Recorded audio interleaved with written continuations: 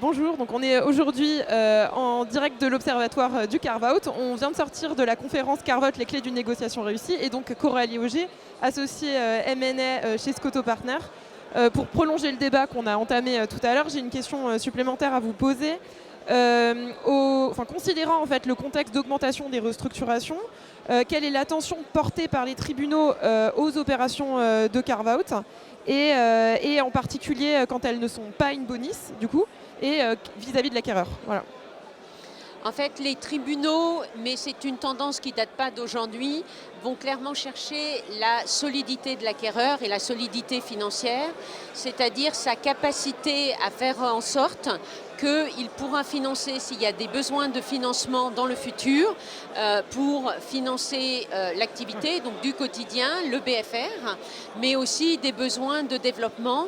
Les tribunaux accordent une importance particulière sur ces sujets et vont essayer de comprendre, et notamment dans les opérations qui ne sont pas in bonis, si la plateforme d'arrimage du carve-out va permettre d'avoir une pérennité de l'activité et de l'entreprise cédée. Ça, c'est vraiment le curseur des tribunaux, et particulièrement des tribunaux de commerce, avec un accès bien sûr très important sur le maintien de l'emploi, qui est quand même un des principaux enjeux dans ce type de procédure et que surveille le tribunal.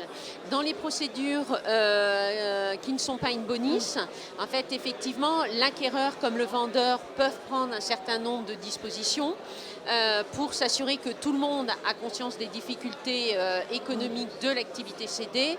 Et en fait, le Code de commerce propose certaines options comme le mandat ad hoc ou la conciliation qui va permettre en fait de protéger juridiquement et de mettre sous le sceau du tribunal l'accord entre les parties. Okay. Donc mandat ad hoc et conciliation qui peuvent intervenir dans le cadre d'un carve-out également. Exactement. Et ça sera non pas une conciliation comme on peut le comprendre au sens règlement des conflits, mais une conciliation au sens procédure collective de prévention des difficultés.